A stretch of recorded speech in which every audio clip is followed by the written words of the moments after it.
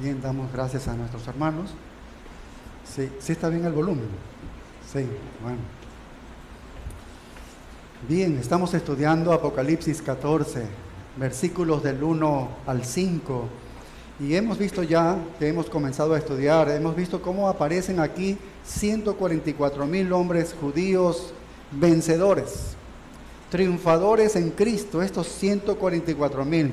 Pero no aparecen en el Apocalipsis aquí por primera vez. En Apocalipsis 7, estos 144,000 hombres están siendo sellados en el sexto sello, justo antes del día del Señor. El día del Señor no es un día de 24 horas, es un tiempo. Y justo antes de este tiempo del día del Señor, que es se van a dar la última serie de terribles juicios aquí en la tierra, allí aparecen ellos, estos 144,000, y están siendo sellados. Pero acá en Apocalipsis 14, que ya estamos estudiando, ellos se encuentran de pie en el monte de Sión, están junto con el Cordero. Y este es un cuadro entonces de Cristo habiendo regresado aquí a la tierra. Y ellos están allí a su regreso del Cordero, están listos para entrar al reino junto con el Señor Jesucristo. Ellos son los que han vivido todo el holocausto de la tribulación y de la gran tribulación. De todo ese periodo de juicio, ellos han sobrevivido. Y eso es lo que aparece aquí en Apocalipsis 14. Porque el mundo va a tratar de matarles tanto a ellos como fuera posible, pero no podrán hacerlo, porque Apocalipsis 14 aparecen ellos que han vencido. Están intactos, ninguno de ellos se ha quedado afuera. Aparecen los mismos 144,000 que fueron sellados, que fueron protegidos por el Señor. Y el Señor no permitió que nada les pueda hacer daño. Y ellos fueron los que predican el Evangelio a la gente en el tiempo de la tribulación y seguirán predicando durante el reino para gente que va a necesitar el Evangelio. Y la pregunta es, ¿cuál fue el secreto de ellos para ser vencedores? ¿Cuál fue el secreto de ellos para ser victoriosos? Y ya hemos estudiado 3 porciones desde la última semana. Hoy vamos a continuar, pero un breve resumen de lo que hemos visto. En primer lugar vimos el versículo 1, dice: después miré, y he aquí el Cordero estaba en pie sobre el monte de Sión, y con él 144,000 que tenían el nombre de él y el de su Padre escrito en la frente. Estos 144,000 estaban identificados con Jesucristo, eran pertenecientes a Dios, porque tenían el nombre de Él, estaba escrito el nombre de Él y el nombre del Padre en la frente. Y esa identificación no solamente era una identificación de posesión, sino una identificación de protección. Quiere decir que Dios les había protegido. Ellos fueron sellados para que no puedan ser tocados por nadie. El Dios que les había prometido fue el Dios que había cumplido en guardarlos. Y ellos están de pie allí ante el Cordero, junto con el Cordero en su gloria venidera. Allí en el monte de Sión están intactos por este poder de Dios.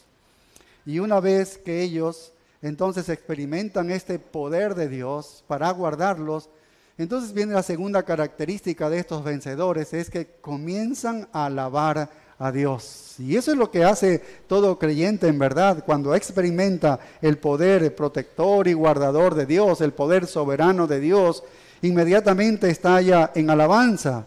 Y lo observamos aquí en el versículo 2, dice: y oí una voz del cielo como estruendo de muchas aguas y como sonido de un gran trueno. Esto es lo que Juan está escuchando. ¿A dónde está escuchando? En el cielo, dice. Pero no es un trueno en verdad, no es un juicio, dice. Y la voz que oí era como de arpistas que tocaban sus arpas. Verso 3, y cantaban un cántico nuevo delante del trono y delante de los 4 seres vivientes y de los ancianos, y nadie podía aprender el cántico sino aquellos 144,000 que fueron redimidos de entre los de la tierra. Vaya, 144,000 estando en el monte con el Cordero. Entonces comienzan a unirse a este canto celestial que ha comenzado en el cielo, pero ha descendido al monte de Sión, porque estos 144,000 ahora se están uniendo a este cántico. Y no es otra cosa que el cántico de redención, porque ellos han sido redimidos, ellos han sido comprados por la sangre del Cordero. Así que este es el gozo. El gozo es la respuesta apropiada de un corazón que confía en el soberano poder de Dios. Estallan en alabanza. Y luego, la última semana avanzamos hasta el verso 4, que dice, estos son los que no se contaminaron con mujeres, dice, pues son vírgenes. Estos son los que siguen al Cordero por donde quiera que va. Bien. Estos son los que no se contaminaron con mujeres, pues son vírgenes. Nos habla de la pureza de ellos. Esta es otra característica de los que son vencedores. La religión de la bestia, la adoración del anticristo será una religión sensual, será una religión como la religión antigua, que era sexual, que había mujeres que podían tener relaciones con hombres dentro de su religión, y supuestamente eso le hacía llegar hasta los dioses, comunicarse con los dioses. Así que la religión de aquel tiempo, esa gran Babilonia que habla más adelante el libro de Apocalipsis, va a ser una religión perversa en verdad, con terrible desvío en aquel tiempo. Así que en el mundo del anticristo el pecado sexual va a correr desenfrenado. Va a haber una desviación sexual terrible en aquellos tiempos. Nosotros hoy en día ya estamos viviendo tiempos así, pero ni siquiera podemos imaginarnos cómo será aquel tiempo donde no va a haber freno absoluto en cuanto al pecado. El Espíritu Santo no está para accionar de la misma manera y el hombre se va a desenfrenar más. Los demonios que están trabajando en ese tiempo será algo terrible en verdad. Pero ahí aparecen 144,000, 12,000 de cada una de las tribus de Israel que no se han contaminado con mujeres, pues son vírgenes. Habla de la pureza sexual. Ellos no van a ser corrompidos por el sistema porque no van a dejarse sellar con el sello del anticristo, así que no se van a corromper por el sistema, ¿no? Pero tampoco se van a corromper en el ámbito sexual, es lo que nos está hablando. O sea, no van a ser contaminados. Algunos han sugerido que esto significa que son 144,000 solteros, pero dejamos claro que nunca hubiesen estado casados, pero el sexo dentro del matrimonio nunca contamina, ¿no? Nunca contamina. Esa es una bendición que Dios ha dado.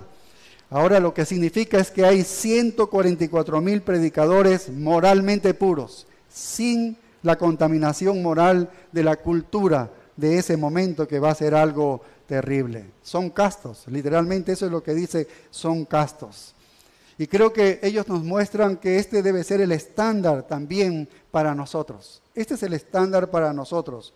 Si uno va a ser un cristiano triunfante como ellos, entonces debemos experimentar el poder de Dios, debemos tener una vida de alabanza que explosiona de alabanza a Dios, y no importa cuán difícil sea la circunstancia, y debemos mantener la pureza en nuestra vida.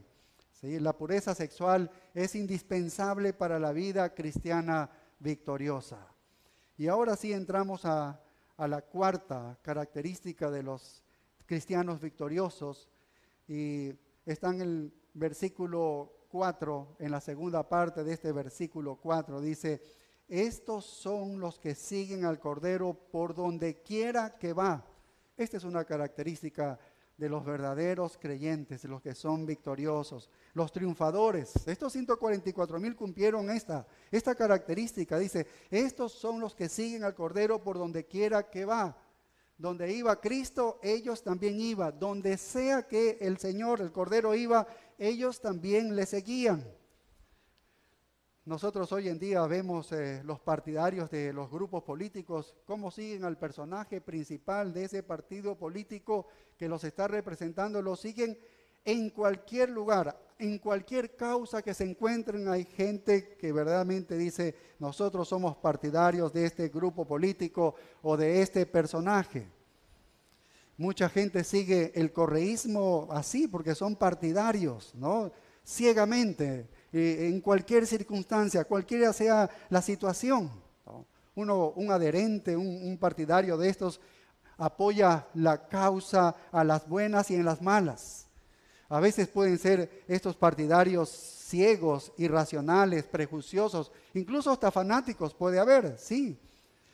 Parecido, algo parecido a estos 144,000 cristianos victoriosos son partidarios. ¿Por qué? En el sentido de que le siguen al Cordero ciegamente. Donde el Cordero va, estos 144,000 también van. Ellos están apoyando la causa, el plan que tiene el Señor Jesucristo. La causa del Señor, ellos la apoyan en las buenas y en las malas. No se inmutan en cuanto a eso. Si es peligroso y el Señor les ha dicho que deben ir, pues ellos van al lugar donde el Señor va. Eso es lo que nos muestra aquí. Ese es un signo en realidad de lealtad. Le siguen a donde quiera que va.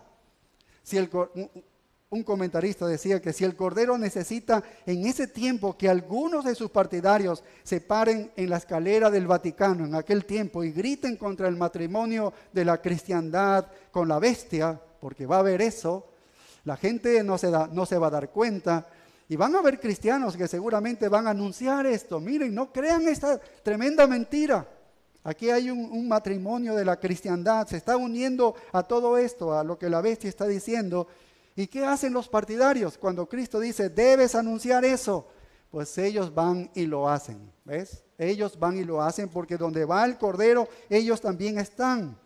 Si el Cordero necesita que algunos se enfrenten al propio anticristo o se enfrenten al propio profeta o a cualquiera de los secuaces que él va a tener en cualquier acto y ellos denuncien su política, ellos denuncien su brujería, ¿qué van a hacer ellos? Lo harán, dice, porque ellos siguen al Cordero donde quiera que va. Si el Cordero está necesitando evangelistas para ir a los rincones del mundo en ese tiempo, a rincones donde el Evangelio no ha llegado, para que proclamen este Evangelio porque no lo hay, entonces ellos van a ir. Estos 144,000 al que el Señor designe van a ir por todo lugar, porque esos son los partidarios, ¿sí ves? Si se necesita abrir caminos evangelísticos a través de una selva humeante, a través de una montaña gigante, pues ellos van a cruzar eso, lo van a hacer, van a subir la montaña porque el Señor los requiere. Ellos son sus partidarios, así que ellos lo harán. No importa lo que la bestia haga, no importa lo que la bestia los amenace a ellos, no importa cómo les persiga la bestia en aquel tiempo. Ellos lo van a seguir al Señor, porque no les importa nada de lo que le van a hacer, ¿no? Ellos no se inmutan ante eso, ellos no se dejan intimidar, ellos siguen al Cordero donde quiera que Él va. Eso se llama devoción, en verdad, eso se llama devoción. Y esa es la clase exacta de devoción que Jesús nos pide que nosotros tengamos a Él. Lo escuchamos muchas veces en los testimonios de bautismo, es una bendición. Dentro de unas 2 semanas, 3 semanas tendremos aquí bautismos y es un gozo escuchar el testimonio de los que Dios ha salvado, y porque ahí vamos a escuchar justamente la devoción que ellos tienen de un hombre que ha sido o una mujer que ha sido salvada del pecado, salvada del sistema de este mundo y de la condenación. Y entonces cuando ellos narran su testimonio, ellos siempre están diciendo, yo tengo un deseo de obedecerle a Dios en todo lo que Él me diga, yo quiero hacer su voluntad. Siempre escuchamos esto y esto es motivante para nosotros. Pero esto es lo que vemos en la vida de estos 144,000, que ellos quieren obedecer a Dios en todo, quieren hacer la voluntad de Dios. Lo que Él diga, ellos quieren hacer. Son las mismas palabras que escuchamos a los que recién se bautizan, ¿sí? Siempre hay este deseo y debería ser un deseo que permanezca en todos los creyentes por más que avancemos en años, ¿no? Y eso es lo que observamos aquí también. ¿No dice el Señor Jesús también en el Evangelio de Juan, si me aman ustedes guardarán mis mandamientos? Es eso.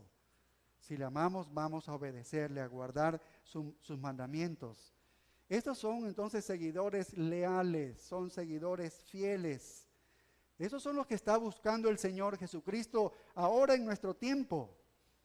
Y Él siempre estuvo diciendo en su vida terrenal, en su ministerio de 3 años aquí, si alguno quiere venir en pos de mí, dice, niéguese a sí mismo, tome su cruz cada día y dice, sígame. ¿Sí ves? Ese es el sígame.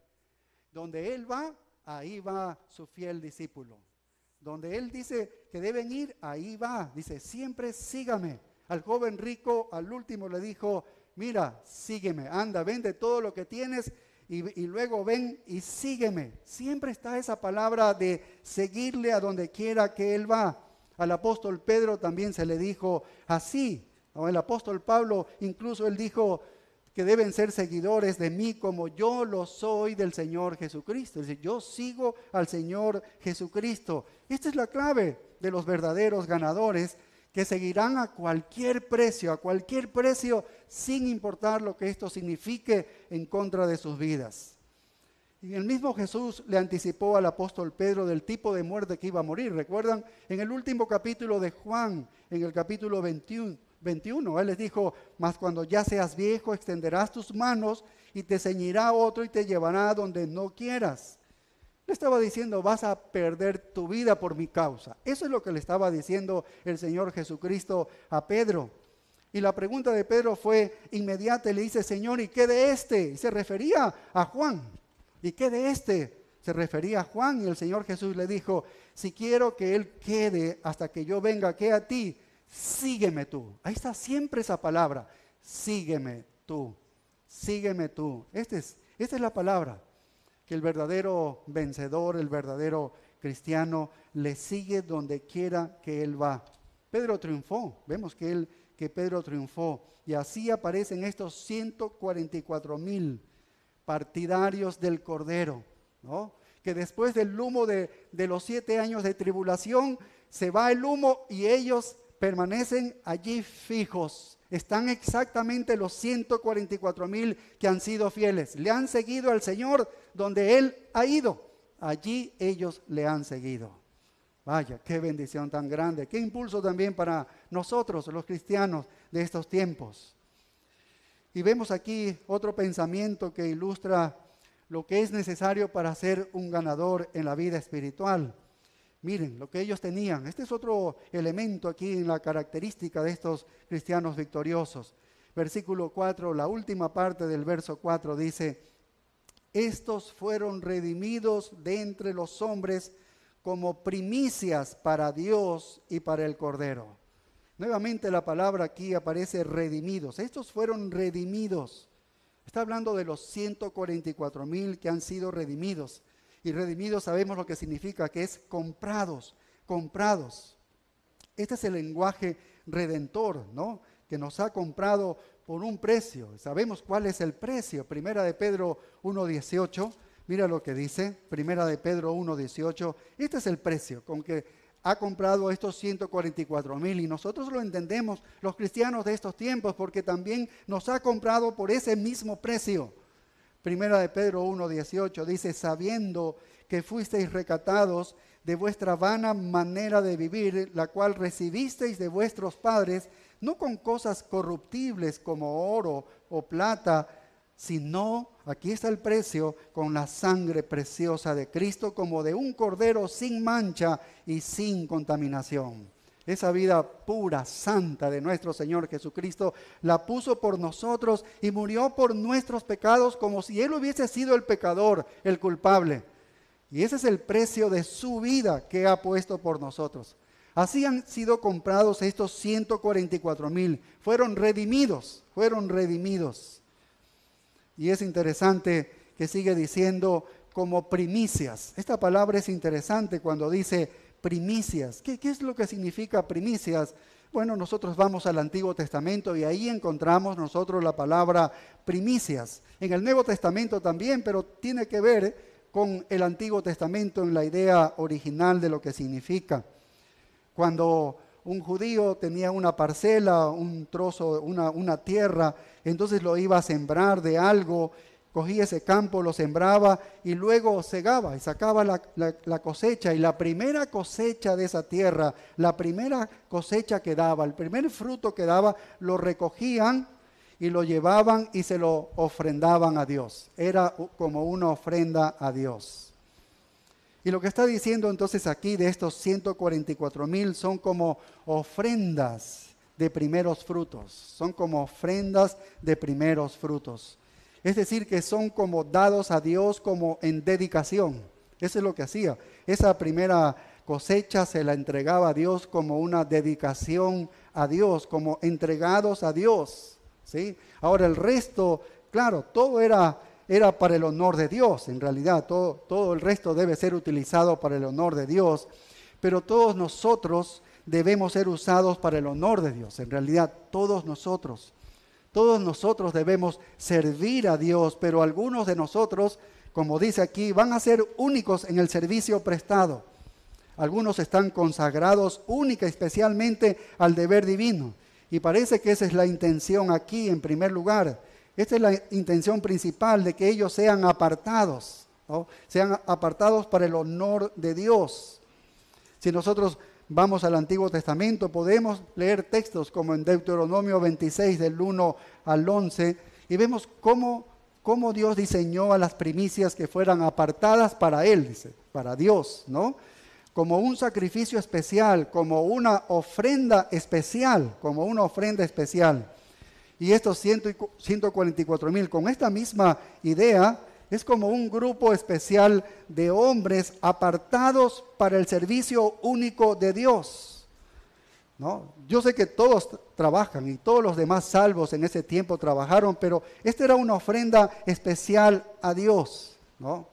Después de todo eran 144,000, así que no eran todos los salvos en ese tiempo. Sabemos que van a ser, muchísima gente va a ser salvada en ese tiempo, como nunca lo ha habido, van a ser salvados en ese tiempo, pero este era un grupo especial, 144,000, ¿no? Como una ofrenda a Dios, porque eran primicias para Dios, como algo especial para Dios.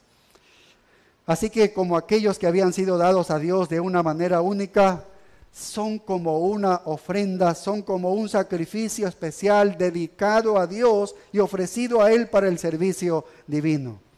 Entonces no se trata de un grupo normal de personas, sino de un grupo que es ofrecido a Dios para el honor de Él y para el servicio a Él, ¿no? Es un servicio especial consagrado, ¿no? Para el Cordero. Ese sería el propósito de la vida de estos 144,000, ¿sí? Lo que se nota es que ellos tienen un propósito para su vida. Ellos servían para el Señor, servían para el Cordero. Ellos serían los que van a proclamar el Evangelio desde una vida pura, como vemos en el punto anterior, ¿no? A un mundo que está odiando la vida pura, un mundo que está odiando a Dios. Ellos van a evangelizar, a presentar el Evangelio en aquel tiempo. Esa clase de enfoque y esa clase de propósito, esa claridad de la meta que ellos tienen, tan claro lo que ellos deben hacer, ¿no? Es lo que los hace ganadores a ellos.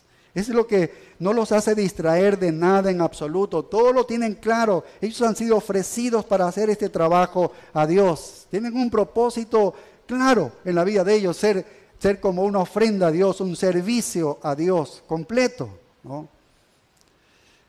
Bien, puede ser que alguno no sea seleccionado para un servicio especial, pero el patrón que vemos aquí sigue siendo el mismo. Cualquiera que sea el nivel de servicio que tú estés prestando a Dios, debería consumirte de tal manera que se convierta en el propósito de tu vida. Y que nada pueda disuadirte de este propósito de tu vida, porque lo tienes tan claro y tú avanzas porque tienes claro el propósito de tu vida, que es servir a Dios. Bien, así que esto es cierto también para nosotros, no solo para este grupo especialmente llamado de los 144,000.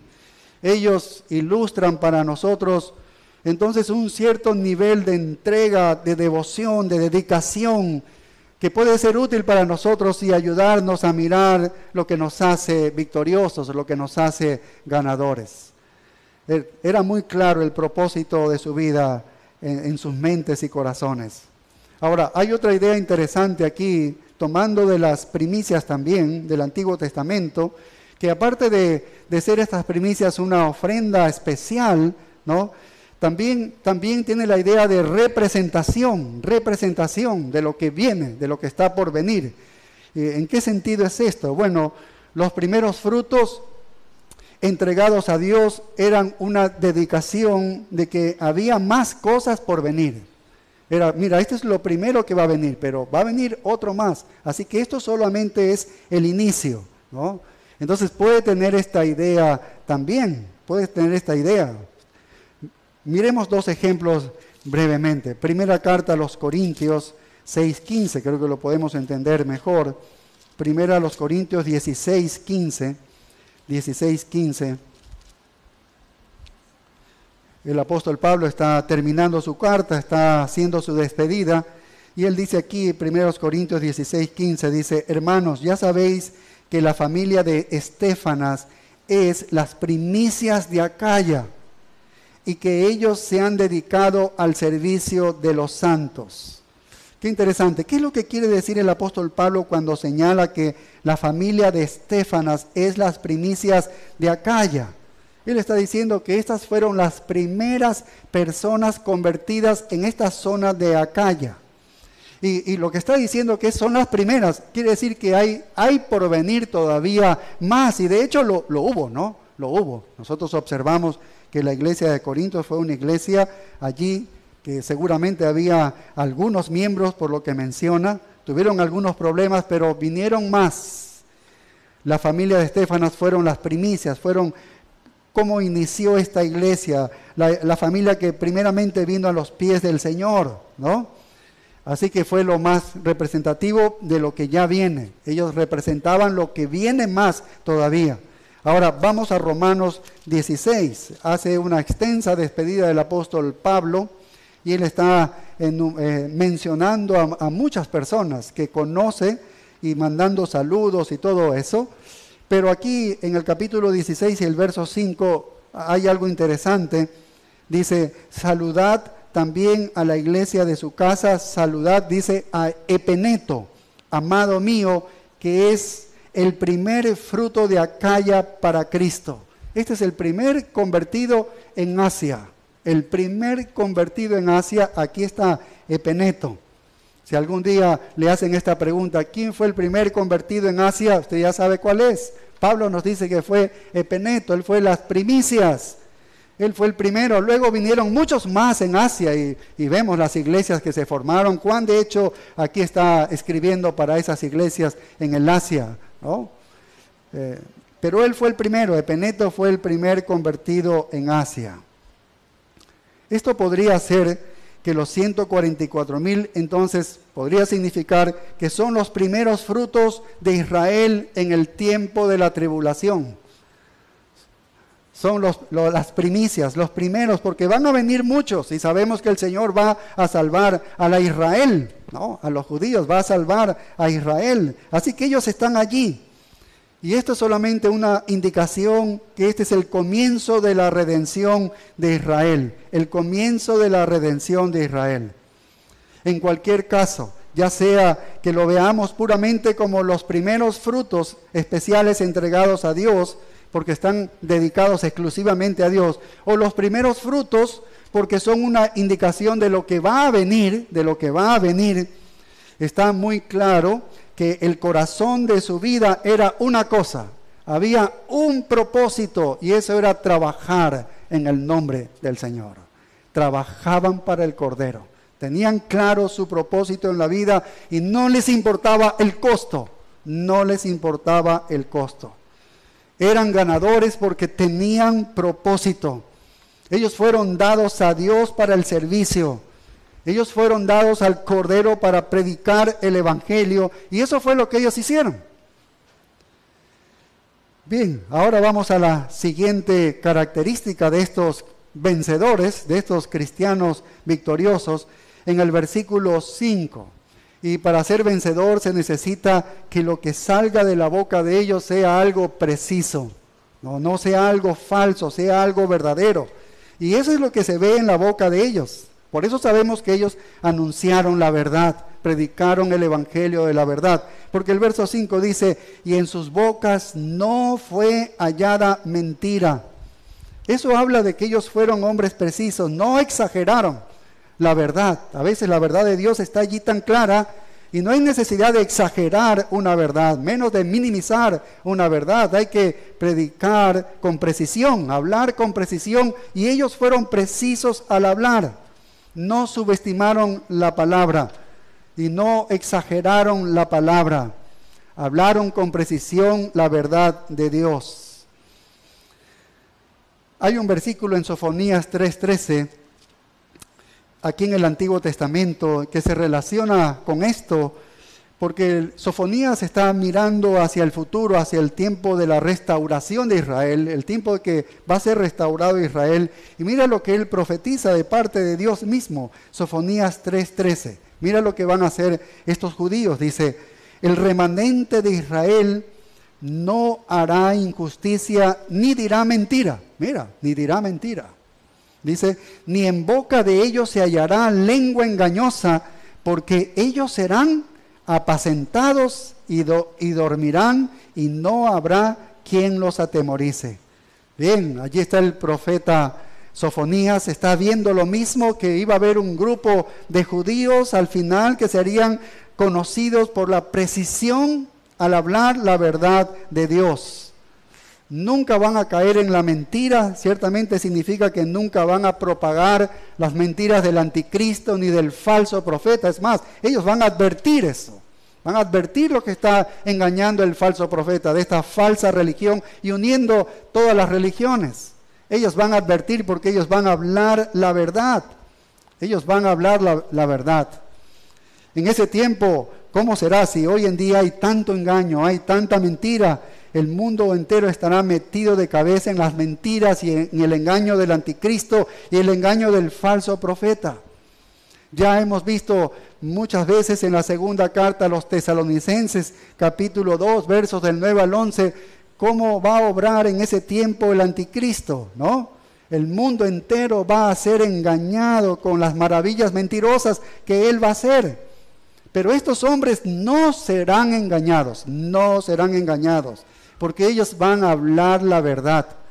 Cueste lo que les cueste, ellos van a hablar precisamente la palabra de Dios, serán exactos. No van a vacilar cuando les toca decir la verdad. Y no van a alterar la palabra de Dios en absoluto, ni minimizándola, ni exagerándola. Creo que este es un ejemplo tremendo para nosotros, ¿no? Para nosotros el día de hoy, cuando muchos no están hablando la verdad del Evangelio, cuando quisieran quitarle del Evangelio el pecado del hombre, ¿ves? Y aquí nos exhorta entonces a ser como estos hombres victoriosos que hablaron la verdad de Dios. De su boca no se halló mentira alguna. Y veamos esta última característica que nos presenta aquí el apóstol Juan en la última parte del versículo 5. Dice, y en sus bocas no fue hallada mentira.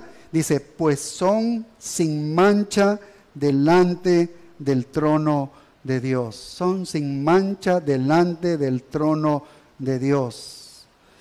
Vaya, no sé si ustedes saben que la denominación de los nazarenos, en su confesión de fe, ellos dicen que el cristiano puede llegar a la santidad completa, a la santidad absoluta. No, para nosotros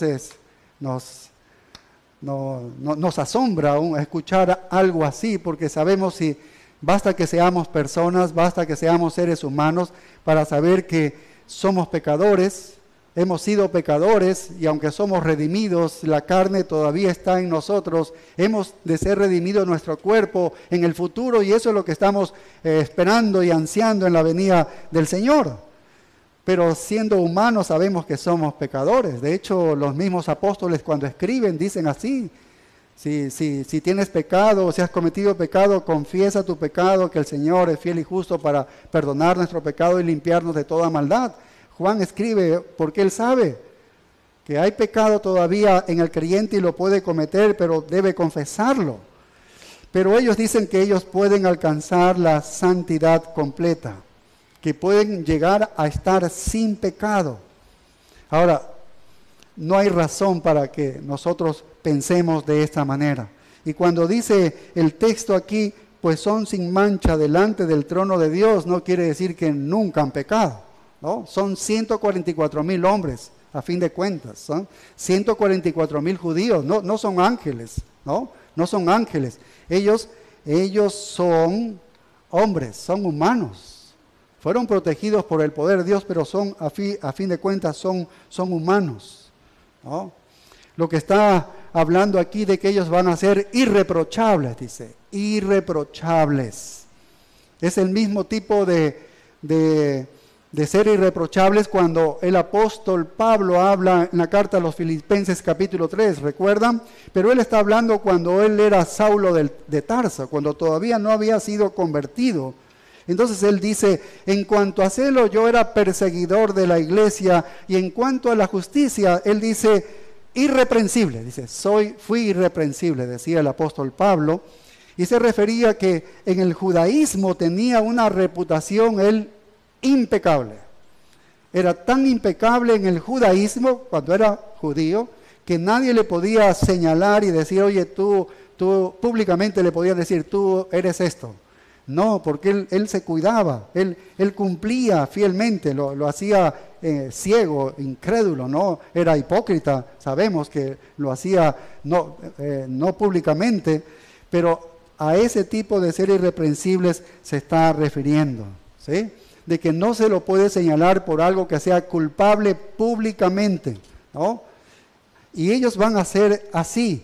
Acá en el cristianismo habla entonces no de una especie de santidad absoluta, no la vamos a tener, esa la vamos a tener cuando estemos con el Señor, sino que se refiere al crecimiento espiritual, ¿sí? A la madurez espiritual, a eso se está refiriendo aquí. De hecho, Efesios 1:4 dice, según nos escogió en Él antes de la fundación del mundo para que fuésemos santos y sin mancha delante de Él. Y Pedro sigue diciendo, sed santos porque Dios también que está en los cielos es santo, ¿no? Y Pablo dice que el Señor quiere presentar a la iglesia sin mancha, sin arruga alguna. Dice, la quiere presentar como la novia, ¿sí? La quiere presentar de esa manera, ¿no? Y nosotros sabemos que la santificación, la pureza de vida, una vida así irreprochable nos dará la Escritura, porque dice, toda la Escritura es inspirada por Dios y útil ¿para qué? Para enseñar, para redarguir, para instruir en justicia, para corregir e instruir en justicia, y dice, a fin de que, dice, el hombre de Dios sea perfecto, la misma palabra, perfecto, y aquí quiere decir maduro espiritualmente, a eso se refiere, enteramente preparado para toda buena obra. Entonces, esta es la clase de perfección que habla aquí, es de madurez espiritual, a tal punto de que sea irreprochable, que nadie públicamente pueda señalarle de algo. No es que serán sin pecado, no puede existir eso, ¿no? Pero son hombres santificados, piadosos, ¿no? Hombres piadosos que son semejantes a Cristo, siguen el ejemplo de Cristo, que pueden pecar, confiesan su pecado, inmediatamente caminan en comunión con Dios. Ese es un cristiano maduro. Y estos son los que se mantienen triunfantes. Estos son los 144,000. Así es como ellos van a caminar en esta perfección, en esta madurez espiritual. Bien, el apóstol Juan, si bien es cierto, al escribir Apocalipsis de parte de Dios, esta es una revelación de Dios sobre eventos futuros, Él nos está queriendo mostrar esto de una manera profética, está advirtiéndonos, porque es profético, es algo que va a ocurrir y nos está dando advertencias de cómo será todo esto, ¿no? De los 144,000 vencedores que van a existir en el tiempo de la tribulación. Sin embargo, nosotros deberíamos ver este escenario como algo más que un cuadro profético. Deberíamos verlo más allá de ser un cuadro profético. Deberíamos reconocer que estos son realmente seres humanos. Son 144,000 hombres. No eran robots, no eran hombres ya destinados para ser santos y del cielo salieron o qué sé yo. No, eran hombres que sin embargo, y esto debemos reconocer, que por la gracia de Dios, por el poder de Dios y el plan diseñado por Dios, ¿no?, le dio a sus vidas donde ellos pudieron triunfar sobre la cultura más malvada, más pervertida que va a haber en toda la existencia del hombre. Ellos pudieron salir victoriosos. Y eso es lo que llama nuestra atención, porque debemos reconocer que eran hombres comunes y corrientes como nosotros. No eran hombres extraordinarios. Pero ¿qué hicieron ellos, estos hombres? ¿Qué hicieron estos 144,000 hombres? Ellos invocaron el poder de Dios. Inmediatamente se llenaron de alabanza a Dios. Entonces perseguían la pureza. Eran partidarios fieles del Cordero, ¿no? Ese era su líder divino. Iban donde Él iba. Y vivían con un solo propósito: sacrificar sus vidas como una ofrenda a Dios. Así se entregaron, como una ofrenda a Dios. Fueron precisos en decir la verdad y crecieron hasta alcanzar la madurez espiritual. Estos fueron los hombres. Son ejemplares para nosotros. Son ejemplo para nosotros. Y nos están mostrando un patrón, un modelo único y muy interesante de lo que es realmente ser un vencedor en Cristo, ser un conquistador de Cristo. No nos extraña entonces que Dios trabaje con ellos de una manera que va a haber un despertar espiritual como nunca antes ha existido en el mundo. Como nunca antes ha existido en el mundo.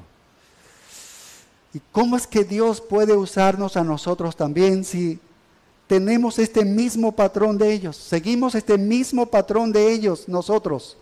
¿Cómo seríamos usados por Dios para predicar este evangelio y que muchísimas personas sean salvadas por el ministerio de nosotros, por el ministerio de esta iglesia comunidad de Berea? Sería una gran bendición. Dios les bendiga. Oremos. Padre, gracias te damos por tu inmensa misericordia, por lo que haces en cada uno de nosotros, Señor. Gracias por cómo nos muestras a este grupo de 144,000 comunes hombres como nosotros, Señor, pero que ahí, Señor, fueron fieles a ti e hicieron todas estas cosas, Señor. Úsanos como instrumentos útiles en tus manos, Padre. En tus manos quedamos, en el nombre de Cristo Jesús. Amén. Bien, les invitamos, hermanos, a quedarse para celebrar la Santa Cena. Y